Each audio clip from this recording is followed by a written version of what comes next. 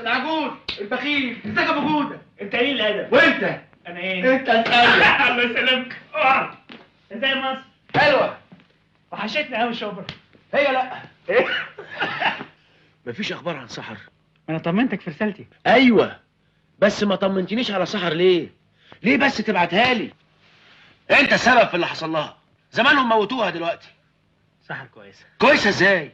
ده انا شايفها بنفسي وهم واخدينها وطالعين بقى بره المطار وتقول لي كويسه؟ احكي لي يا منصور. بعد ما نزلت من عندي قلت أأمن عليها ومشيت وراها لغاية المطار، وفضلت مستني لغاية ما اختفت عن عينيا جوه في الزحمة.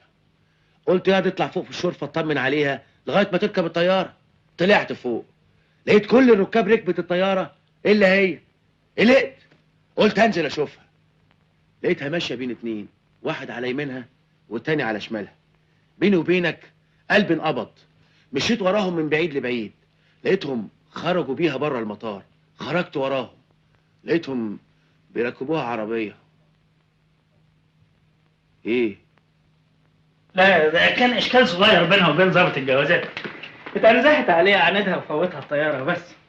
يعني سحر هنا؟ ايوه وهتشوفها. بس انا مش عايزك تقول لها انك شفتها.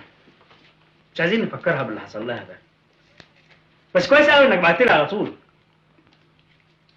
خلاص مش هقول لها. ها جبت الصور؟ انت بعت تطلب تصوير تاني ليه؟ ما سحر خدت الميكروفون. طلعت خايف. مفيش صور، تصويرك طلع بايظ. نعم يا حبيبي. انت تفتح لي ياض. هات.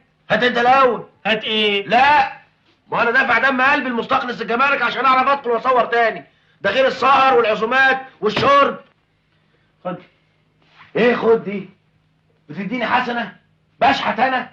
فلوس صارفها ولازم اخدها على داير مليل، وتقول لي اتفضل يا منصور بيه وانت بتديهاني، وكمان تشكرني. اشكرني. اتفضل يا منصور بيه، متشكرين. خد. ايوه كده.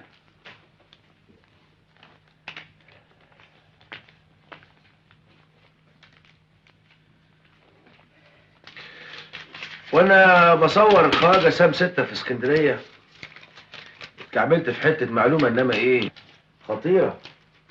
ايه؟ قول. $500,000. دولار امريكاني.